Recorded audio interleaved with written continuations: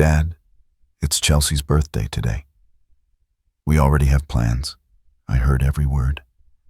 And I knew in that exact moment I had just lost my wife. And perhaps my son too. My name is Harold Quinn. I'm 72 years old, living in the 3-bedroom timber house my wife Marion and I designed ourselves back in the 80s. I used to be a forensic accountant for a law firm in Chicago, investigating financial fraud. The job taught me 2 things. 1, never trust a clean report. 2, betrayal often speaks in a whisper. That morning had started like any other. Marion was making tea, humming along to an old song on the radio. I was reviewing last year's family trust statements, a professional habit I could never shake. And then as she was pouring the tea, Marion collapsed to the floor like a sheet of paper with its staple pulled. I rushed to her side, my hands trembling, and started chest compressions. I called 911, reciting the proper medical protocols I'd learned in a first aid course years ago. But I knew. The way her wrist grew cold in my hand, it wasn't a fainting spell. Marion was gone just like that.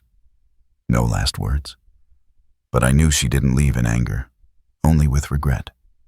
Because the last call I was forced to make was to Brian. Son, your mother just passed away, I said, trying to keep my voice steady. Silence. A long moment passed before the voice on the other end replied. It's Chelsea's birthday today, Dad. We already have plans. Can you call back later? I said nothing. Not because I was in shock, but because I recognized that tone. I'd heard hundreds of fraudsters use it in interrogation rooms, the sound of someone who knows they are wrong but can't be bothered to fix it. I didn't call back, not out of anger, but because I wanted to see if he would realize his mistake and turn back. He didn't. Marion was buried a week later. I stood alone by her casket. People asked, "Where's Brian?" I answered like an answering machine. "He's busy with work. His wife is in her first month of pregnancy, so a long trip isn't advisable." I was lying. Not to protect him, but to test him. To see if he had enough shame to call me himself. He didn't. No text message, no condolences, no flowers. Nothing but a void. And in that void I made a decision. If he was going to treat his mother's death as a secondary event, then I would treat his apology as unnecessary. At this point, you might think I'm a cold old man. Maybe I am.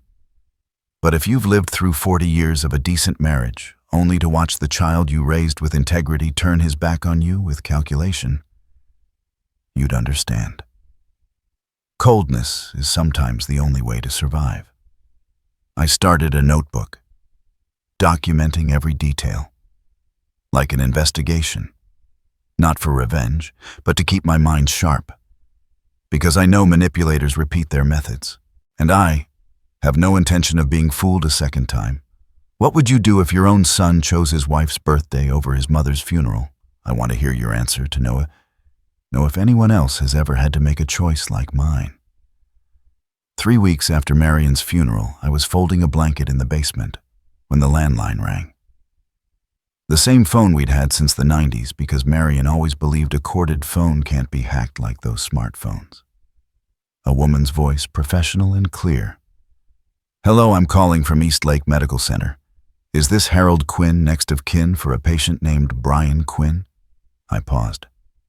"Yes." "What is this about?" "We need to verify his genetic history. The patient is undergoing treatment for infertility issues. The insurance company requires us to cross-reference information with a blood relative to finalize the IVF file." I was silent. In my head, an audit was running itself. Brian told me Chelsea was pregnant. Brian missed his mother's funeral because his wife is pregnant and needs care. Now a hospital was telling me Brian couldn't have children. I hung up without another word. But inside, something quietly fractured. Not because of the truth, but because of the brazenness of a lie from a boy who once called me the best dad in the world in the 5th grade. I went up to my study. I opened the old filing cabinet where I kept bank statements and old correspondence. I needed to verify my memory. And as was my habit, I needed evidence.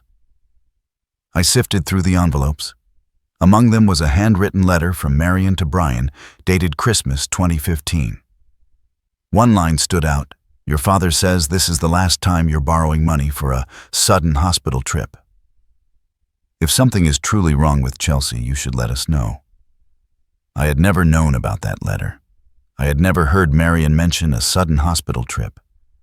I checked the bank statement for December of that year. Sure enough, there was a transfer of $4,300 to a secondary account under the name Brian R. Quinn. The memo line read, "Emergency medical expense." No invoice, no confirmation, no thank you. And now I was beginning to see the pattern. Every 6 to 9 months, another emergency transfer from my or Marion's account to Brian. The notes changed each time from a car accident to gynecological surgery to had to quit his job due to stress. I took a red pen and began underlining each transaction on the paper. It felt like I was auditing a familiar, fraudulent company. Except this time the perpetrator was my own son. I didn't feel shock. I only felt regret. That Marion had died without knowing the pregnancy that kept Brian from her funeral had never existed. That evening, I took out an old microcassette recorder I used to use for work notes. I set it on the desk, pressed the red button, and spoke a single sentence. March 17th. First piece of evidence confirming the lie about the unborn child. This is no longer negligence. This is a scheme. In that moment, I was no longer a father. I was Harold Quinn, forensic accountant, and I was working the most personal case of my career. Have you ever discovered your child was telling you a brazen lie? Not to skip school or hide a bad grade, but to exploit your trust. Tell me. Perhaps we have more in common than we think. I don't believe in spiritual signs, but that morning, as the sun filtered through the pale yellow linen curtains, a color Marion chose because she said it softens the light, I felt a whisper telling me it was time. Time to open the drawer of her nightstand. I had never opened it, not because it was locked, but because for all our years together, Marion would gently say, "That's my one private space." And I, a man of high discipline, respected that as an unspoken rule. But she was gone now, and after the call from the hospital, after the string of strange money transfers, I couldn't just let it be. I pulled the drawer open. It made no sound, no dust. Marion was always tidy. Inside I found a small moss-green leather-bound journal, a fountain pen with brown ink, a type I knew she only used for handwritten letters, a small box of photos, mostly of Brian from infancy through his teenage years, and a thin yellowed envelope. On the outside, in her familiar script, it read, "If Harold is reading this, it means I'm no longer here to stop you." I sat down on the bed. I didn't rush. Every movement I made felt weighted. I opened the envelope. Inside was a one-page handwritten letter. Not flowery, not sentimental. It was the voice of a woman who knew too much but tried to keep her family from shattering. "My dearest Harold, I know Brian lies. I know about the late-night phone calls, the emergency funds that are always the same old trick. I used to believe that if a child is loved enough, he would never take advantage of his parents. But I've learned some children don't need to be abandoned to become selfish. They just need to know their parents will always forgive them. I didn't tell you because I was afraid you would get angry, that you would cut him off. You live by principles. I couldn't bear to see our family broken. But if you are reading this letter, then I must not be alive to hold you anymore. so please be clear-eyed. Brian is no longer the little boy who made you cry because he sang the national anthem off-key. He's learned to use his parents' trust like a bank making only withdrawals, never deposits. I folded the letter, not out of pain, but out of understanding. Marion didn't hide this from me because she was weak.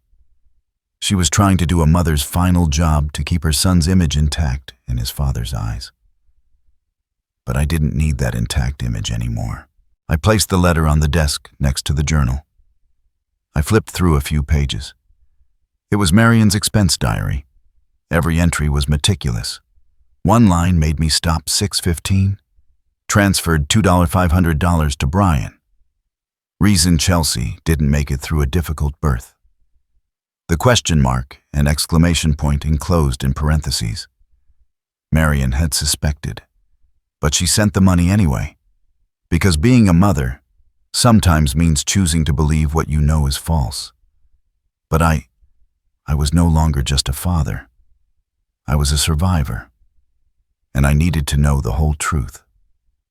That night I took a fresh envelope. I wrote a letter by hand. I placed it next to Marion's photograph. You don't have to hide it anymore, Marion. Now it's my turn. To set things right for you, for me, and for what little is left of the word family. Sometimes the most painful thing isn't discovering your child is a liar, but realizing your beloved wife knew it all along and chose silence because she believed you couldn't handle the truth.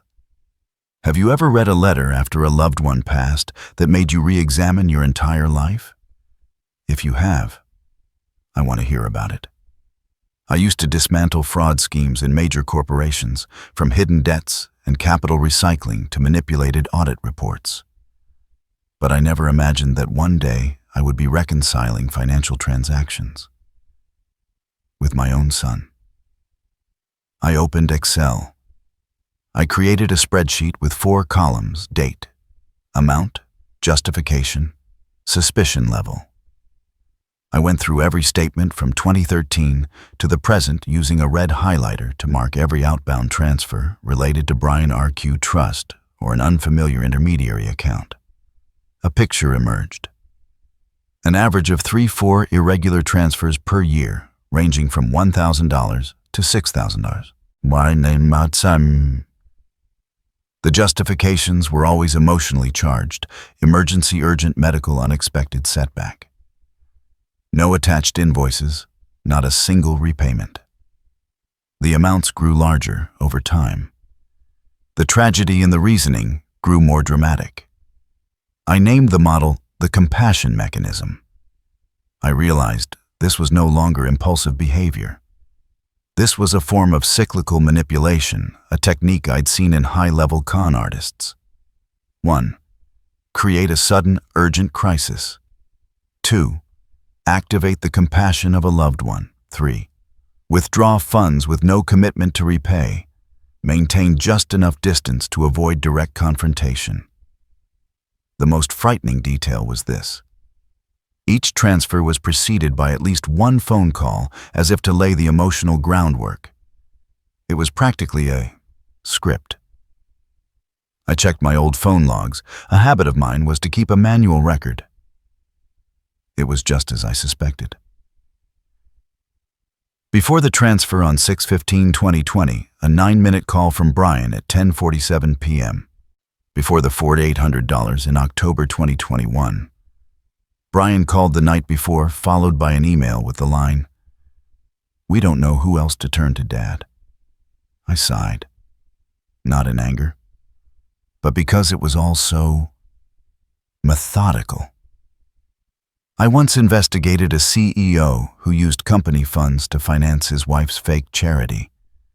He used the same emotional language as, "Brian, she's desperate.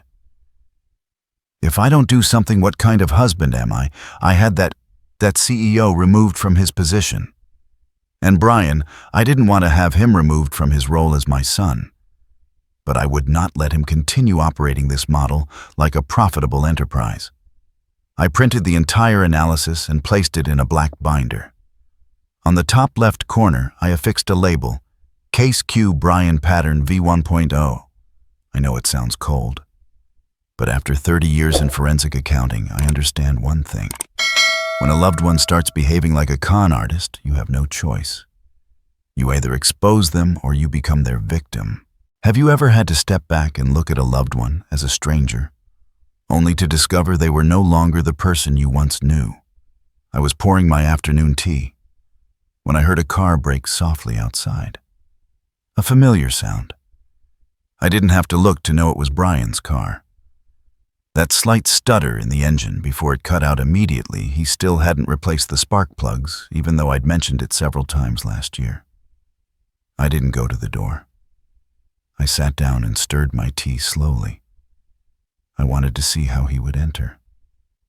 2 knocks. Then the handle turned. The door opened. Brian walked in as if he still lived here, as if the past 6 weeks, the funeral, the absence, had never happened. He wore a dark blue button-down wrinkled khakis and the scuffed brown leather shoes I'd bought him for Thanksgiving. His eyes scanned the room as if checking for changes. I remained seated. My tea was still hot. There was no hug, no dad. Brian walked into the living room and sat down in the armchair, Marion's armchair. I set my teacup down. "You're sitting in your mother's chair." Brian looked down, then offered a faint smile. "I don't think she'd mind. Besides, no one sits in it anymore." I looked at him, my gaze like ice. "I do. I mind."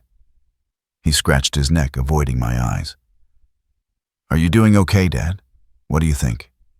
No answer. I stood up and walked to the bookshelf.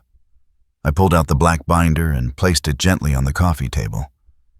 Brian looked at it like it was a trap.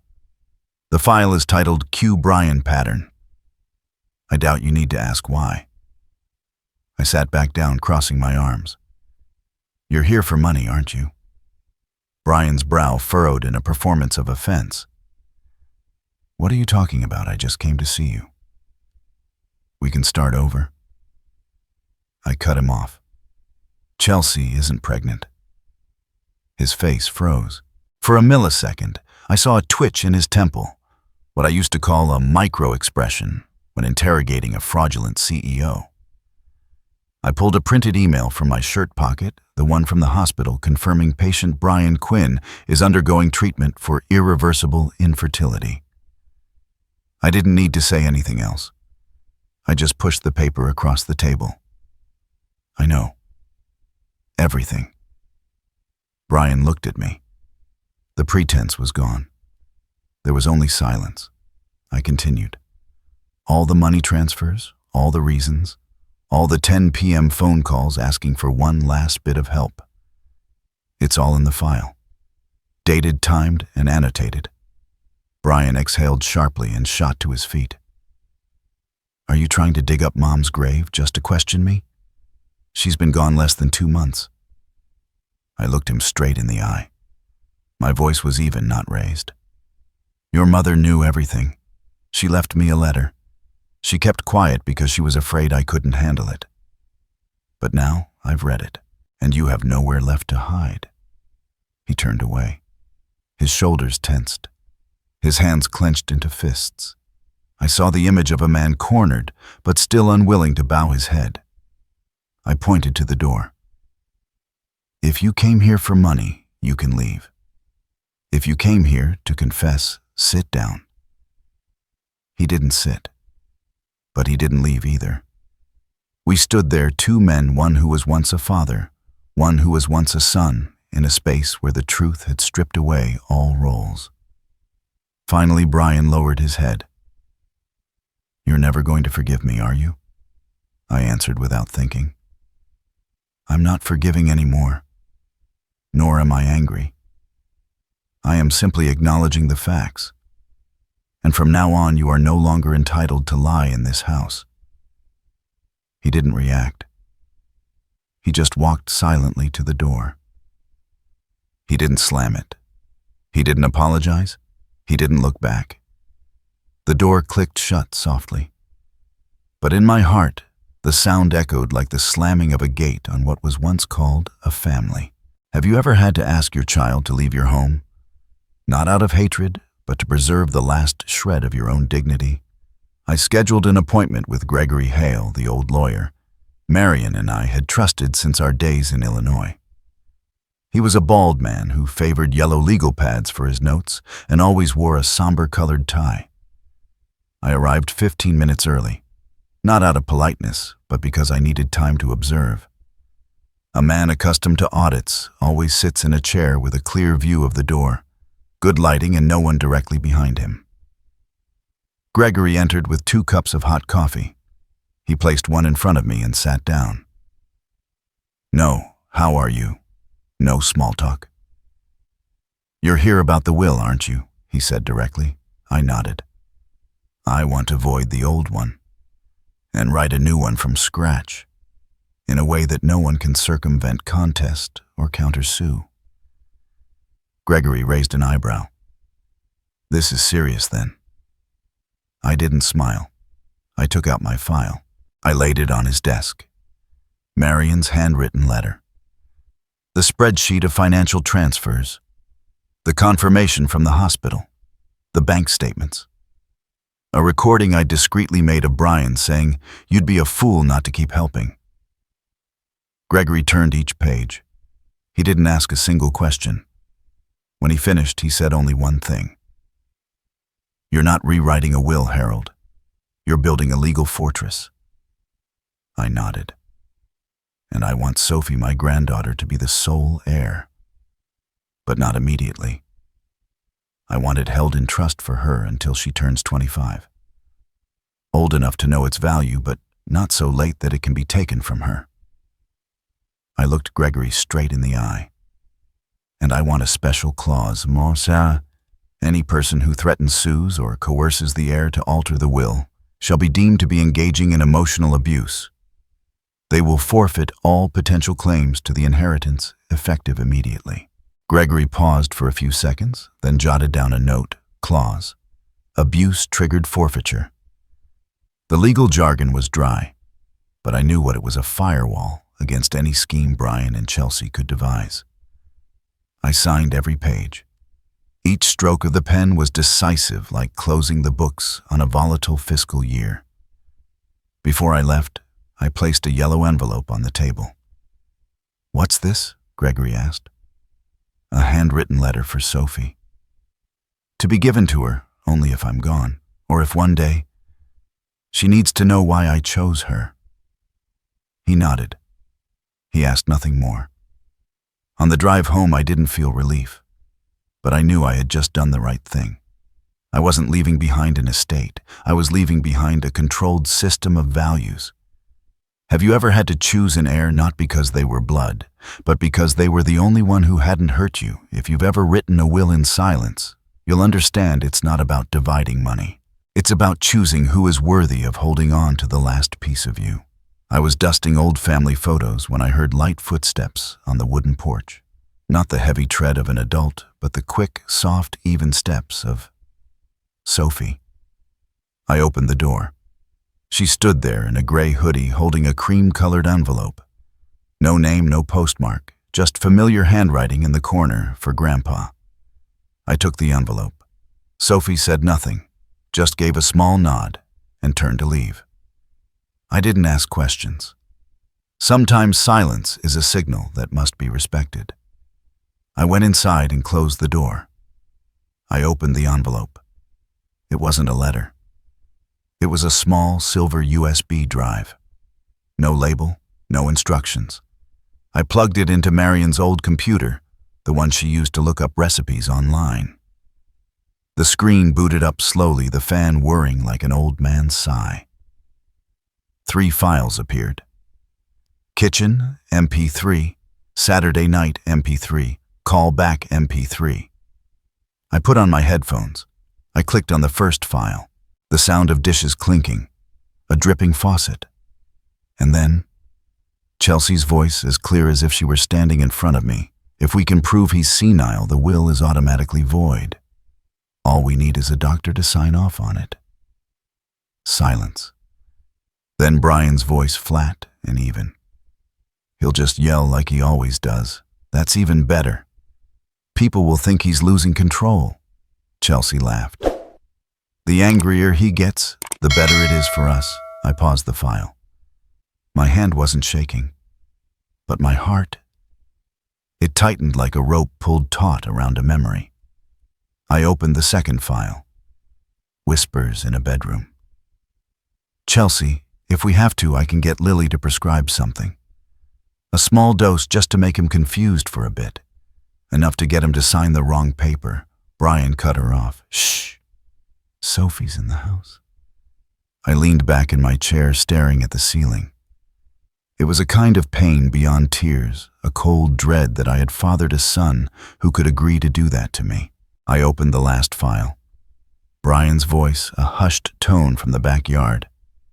You think he's just going to let this go? I'll get it back, one way or another. Chelsea chimed in. If not, we can just scare him. A bang on the door one night, a warning note. It's enough to make an old man panic. I took off the headphones. I shut down the computer. I turned off the lights. I sat in the darkness for a long time.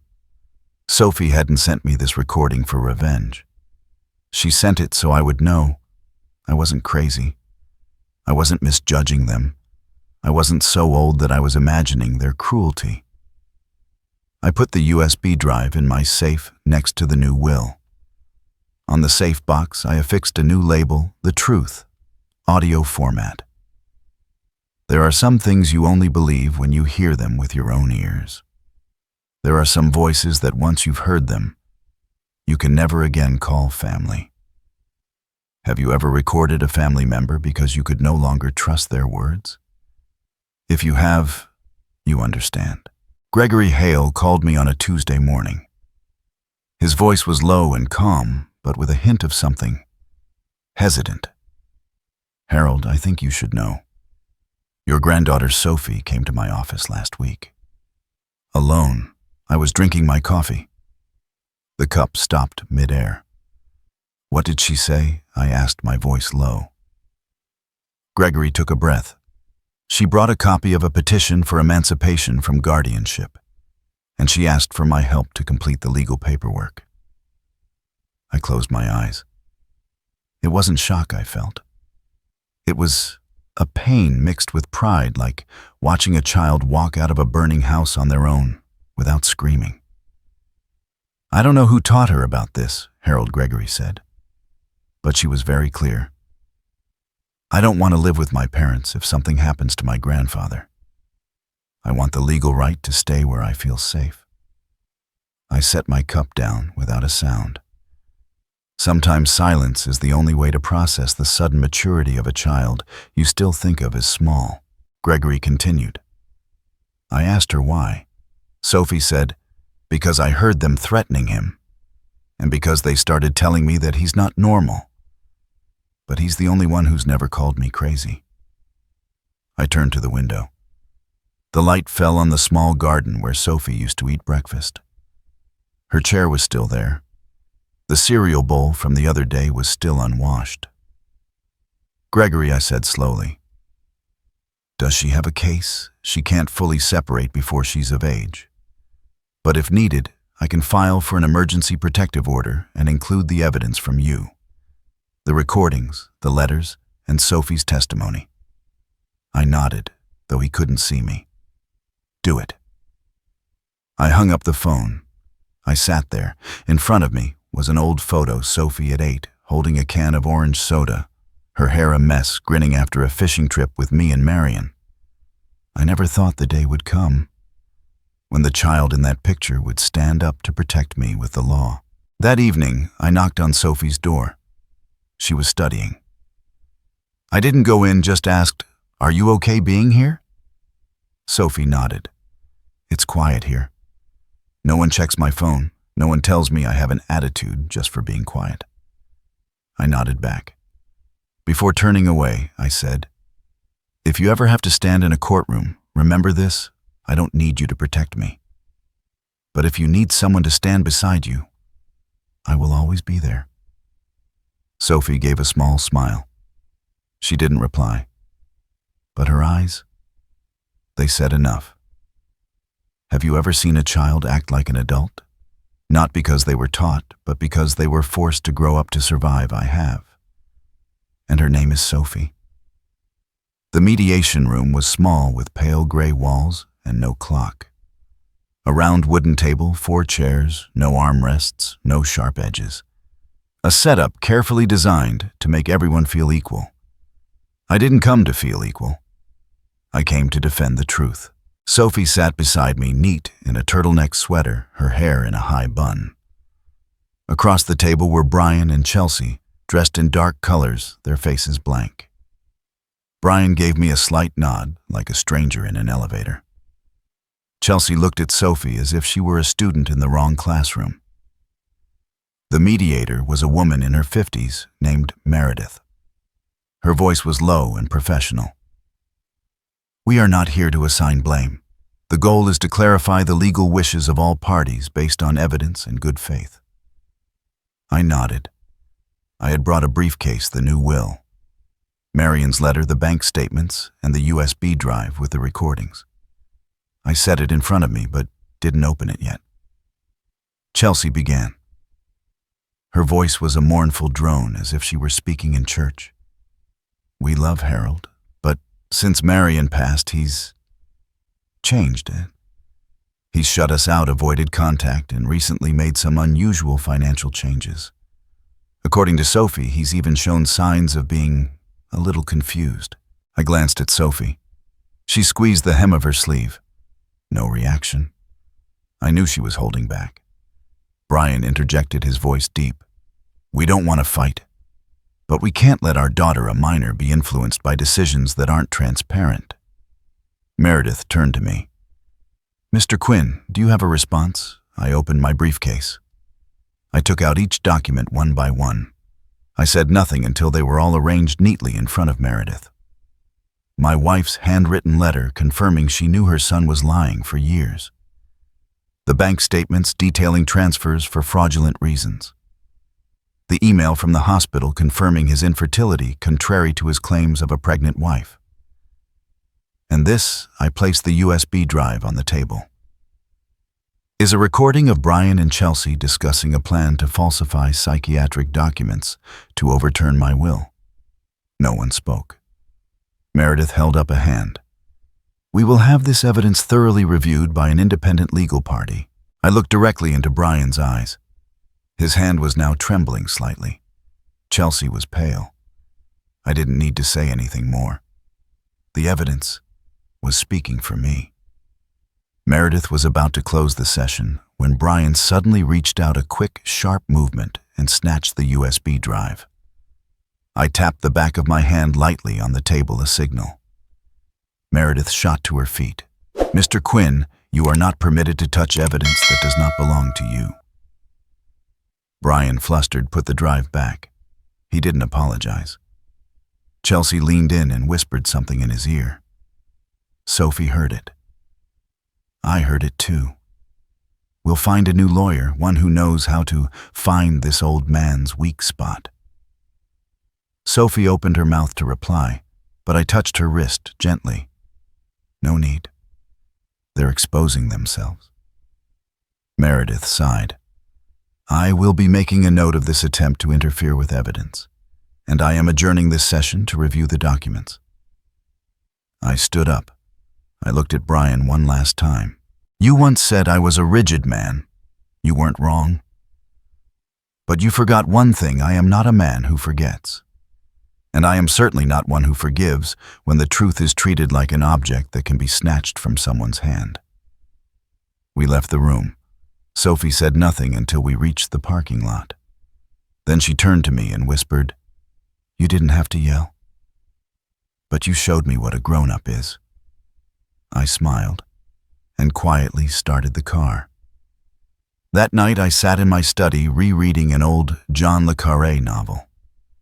A light fog had settled outside. The porch light cast a soft yellow glow, and the wall clock ticked with a slow, steady rhythm, like the heartbeat of a man who had survived many deceptions. The phone rang. The screen read, "Unknown caller." I answered. I didn't use the speakerphone. Chelsea's voice. No greeting. "If you keep being this stubborn, don't blame us for playing hardball." I didn't reply. I just listened. "We have ways of making you panic. You're an old man. All it takes is one sleepless night, a bang on the door in the middle of the night. That'll be enough." A faint laugh. Then the call ended. I put the phone down. I wasn't angry. I wasn't shaking. I reached into my desk drawer and pulled out my old microcassette recorder, the simple, effective kind with the red button. I had turned it on the moment I answered the phone. The recording was clear. I listened to it back, once. Then I copied the file to a USB drive, a black one with a cap. I labeled it "Threat Call Chelsea Confirmed, MP3. The next morning, I went to the local police station. I wore a brown coat, a wool scarf, and carried an envelope with a USB drive and a printed memo of the call date, time, phone number, and content. The officer who took my statement was Sergeant Larson, a woman in her 40s with clear, alert eyes. I spoke slowly. "I don't want to press charges, but I want to file an official report, because if something happens later, I want it known that I gave a warning." Larson plugged in the USB and listened to the recording. She didn't need to hear it all. Halfway through, she nodded. "You did the right thing, Mr. Quinn. Very few seniors come to us before something happens." I looked her straight in the eye.